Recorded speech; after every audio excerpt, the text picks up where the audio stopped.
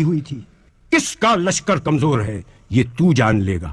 میں دیکھ رہی ہوں کہ تو میرے خطبے کو روکنا چاہتا ہے. تو کسی اور کام میں مصروف ہے. ہاں اب جتنی تجھ میں ہمت ہے ستم اور کر لے. یزید تو ہم کو ڈراتا ہے؟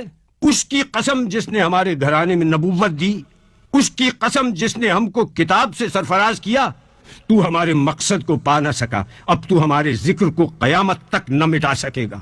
تو یہ نہ بتلا سکے گا کہ آل محمد کس غرض کے لیے قربانی دے رہے تھے. اب تیری رائے میں فتور آ چکا ہے. تیرے دن گنتی کے رہ گئے. اب تیرا مجمع منتشر ہونے والا ہے. تاریخ سے ثابت ہے کہ آپ کی یہ پیشین گوئی چند دن بعد ہی پوری ہو گئی، جب شام کے قید خانے میں حسین کی ایک بچی کا انتقال ہو گیا اور اراکین دولت شام یزید کے سامنے صفارا ہو گئے اور شام میں بغاوت کا آغاز ہو گیا.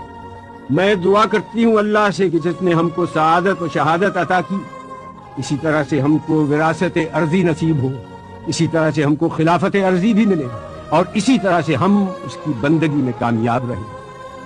جناب زینب کا خطبہ اس آیت پر ختم ہوا جس کی ابتدا میں تلاوت کی گئی، جس کا ترجمہ ہے کہ اللہ ہی ہمارے لیے کافی ہے، وہی ہمارا سہارا ہے.